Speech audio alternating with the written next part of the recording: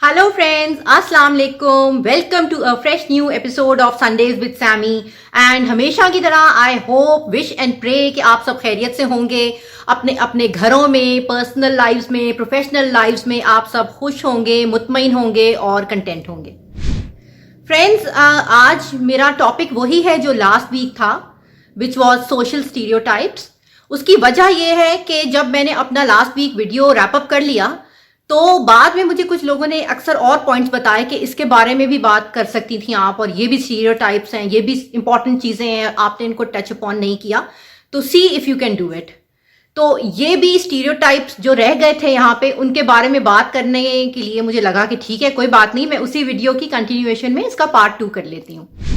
तो friends, stereotypes जैसे मैंने बताया था, ये वो प्री डिफाइंड बिलीव्स हैं हमारी, आपकी, सबकी, जो हम लोग एक ब्रॉड ऑडियंस को देखते हुए किसी को जज कर लेते हैं, उसकी कम्युनिटी के बेसिस पे, जेंडर के बेसिस पे, सोशल स्टेटस के बेसिस पे, प्रोफेशन के बेसिस पे, और एंडलेस लिस्ट है इसकी, किन किन बेसिस पे हम लोग स्टीरियोटाइपिंग करते हैं.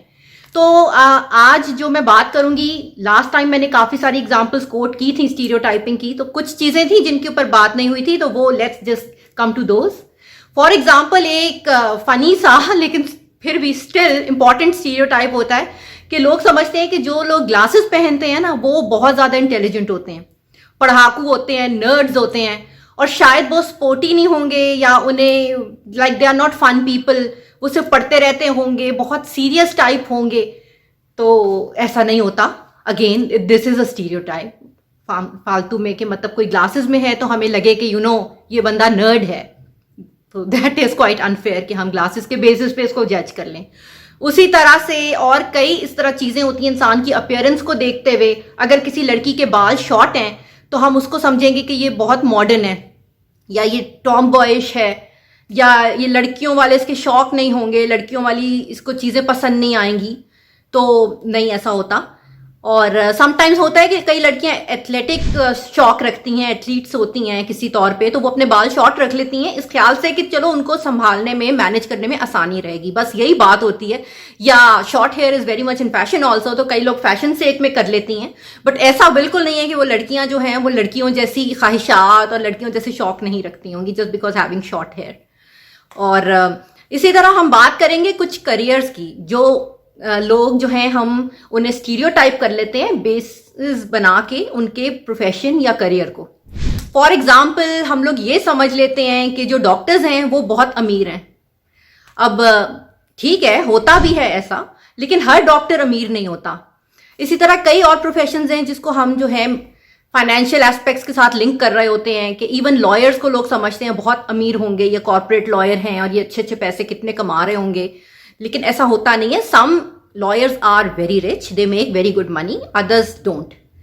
और उसी तरह कई प्रोफेशंस को हम समझते हैं कि इससे बिलोंग करने वाले लोग आर वेरी वेरी सीरियस, जैसे कि प्रोफेसर्स को, I think accountants, chartered accountants वगैरह जो हैं, बैंकर्स, इन सबको समझा जाता है ये बहुत ही सीरियस और बोरिंग लोग होते हैं, मगर नहीं होते. Not all of them are the same. और प्रोफेसर से मुझे याद आया, हम अक्सर जो है प्रोफेसर्स को ये भी समझते हैं कि दे आर एब्सेंट माइंडेड, उन्हें बातें भूल जाती होंगी. इनफैक्ट एक सेइंग है एब्सेंट माइंडेड प्रोफेसर, तो उन्हें चीजें भूल जाती होंगी, वो अपने अपीयरेंसेस का ख्याल नहीं रखते होंगे, अजीब शैगी किस्म का हुलिया होता होगा उनका, बाल नहीं कटाते होंगे, शेव नहीं करते होंगे, कपड़े गंदे पहनते होंगे, व्हाट नॉट. लेकिन हर प्रोफेसर ऐसा नहीं होता. कई लोग जो हैं वो अपने ग्रूमिंग, अपने अटायर का बहुत ख्याल भी रखते हैं प्रोफेसर होने के बावजूद. और इसी तरह कई प्रोफेशंस हैं जो हम लोग जेंडर स्पेसिफिक कर देते हैं, कि टीचर्स जो हैं वो खवातीन होती होंगी सिर्फ, लेकिन नहीं, टीचर्स औरतें आई थिंक एक जमाने में ज्यादा जाती थी इस प्रोफेशन में, लेकिन आदमी भी टीचर्स होते हैं और some of them are very good. उसी तरह नर्सेस को समझा जाता है कि औरतें हैं तो वो नर्स होंगी. एक मेल को नर्स नहीं बनना चाहिए, उसको डॉक्टर बनना चाहिए, ऐसा एक बना हुआ है जहन में ना. लेकिन मेल जो है वो नर्सेज होते हैं और some of them are very good. जरूरी नहीं कि आपको एक रोल में आने के लिए एक जेंडर का होना चाहिए, that is not there at all. और इसी तरह से अक्सर हम प्रोफेशंस को देखते हैं, जैसे कि मैंने आपसे कहा सीरियस होने पे, उसी तरह अक्सर प्रोफेशंस को बिजी होने से भी एसोसिएट किया जाता है। लाइक अगेन डॉक्टर का एग्जांपल दूंगी कि अगर कोई डॉक्टर है तो लोग समझते हैं वो बहुत बिजी रहता होगा, डॉक्टर है तो क्या बात है, उसके पास तो टाइम ही नहीं है। लेकिन ऐसा नहीं होता। कई डॉक्टर्स हैं जो अपनी प्रैक्टिस इस तरह से कर रहे होते हैं, they are working half day, maybe they are working on just couple of days, maybe 3 days a week, और बाकी टाइम वो कुछ और करते होंगे या वो फ्री रहते होंगे, घर को अपने टाइम देते होंगे। तो इट्स नॉट लाइक कि डॉक्टर्स आर ऑलवेज बिजी। और कई प्रोफेशंस को तो हम लोग इतना ज्यादा हार्शली जज करते हैं कि हम उसको एक तरह से कैरेक्टर का डिटर्मिन करने का ही जरिया बना लेते हैं। जैसे बड़ा एक कॉमन सा एग्जांपल है कि शोबिज से रिलेटेड लोग, हम ऐसा समझते हैं कि ये जो हैं कुछ इल रिप्यूट के होते होंगे, ये लोग हैं थोड़े मेस्ड अप होंगे, और जस्ट बिकॉज वो शोबिज में हैं वो रिलीजियस नहीं होंगे, उनकी मॉरल वैल्यूज जो है वीक होंगी। ऐसा नहीं होता। कई शोबिज से रिलेटेड लोग, आर्टिस्ट, म्यूजिशियंस, एक्टर्स वगैरह, ये लोग अच्छे लोग होते हैं, और आई एम श्योर सभी अच्छे होते हैं, लेकिन उसमें अगर कोई ना कोई अगर कभी बुरे निकल आए, किसी को कोई एक्सपीरियंस हो गया, उसके बेसिस पे सारे के सारे एक्टर, आर्टिस्ट, कम्युनिटी को जो है बुरा सोच लेना गलत है। That is a very cruel thing to do. इस तरह की stereotyping is very very toxic. और इसी तरह से अक्सर होता है कि जी एक्टर बनना चाह रहे हैं तो लोगों को रोका जाता है, सिंगर बनने से रोका जाता है कि नो, प्रॉपर कोई प्रोफेशन लो, पढ़ाई करो, ये मत करो। इवन स्पोर्ट्स के लिए भी रोका जाता है कि नहीं, खेलने कूदने के लिए क्या जरूरत है, तो तुम्हें पढ़ना चाहिए, why are you wasting your time. लेकिन हम लोग जो हैं बहुत लाइटली लेते हैं हमारे शायद सोसाइटी में, वरना दुनिया भर में ये सारे प्रोफेशंस जो हैं बड़े सीरियसली समझे जाते हैं, माने जाते हैं।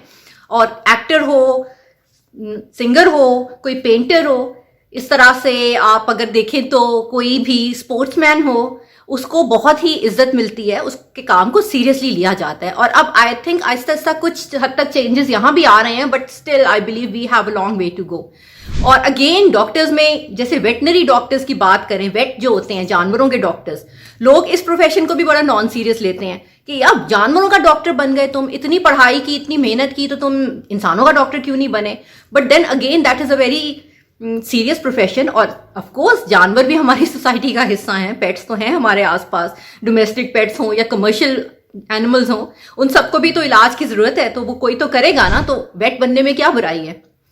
और ये बहुत मैं समझती हूँ कि मजाक उड़ाने की चीज है। अक्सर तो यहां तक सुना है कि जी वेट्स होते हैं तो लोग उनको रिश्ता नहीं देते, कि जानवरों का डॉक्टर है, लोग मजाक उड़ाएंगे कि आपने अपनी बेटी की शादी उधर करा दी।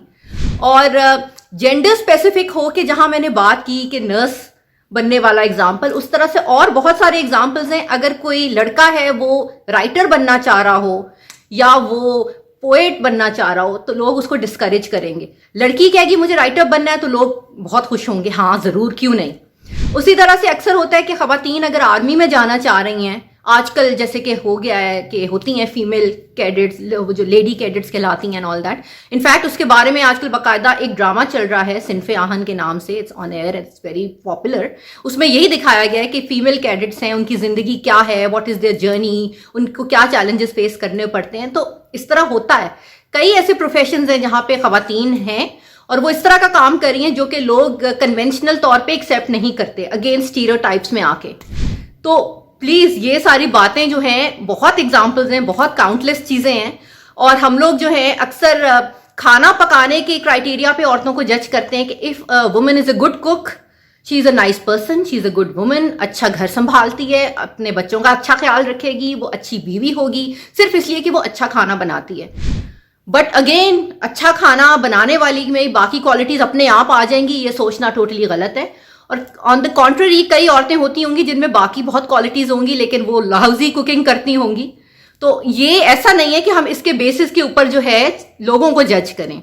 और उसी तरह से कई मर्द हैं जो बहुत अच्छा खाना बनाते हैं और कई रिनाउंड शेफ्स हैं। अगर आप कमर्शियल लेवल पे चेक करते हैं तो बहुत सारे ऐसे रिनाउंड शेफ्स हैं जो कि अपने खाने की वजह से उन्होंने नाम भी कमाया है, इज्जत भी कमाई है।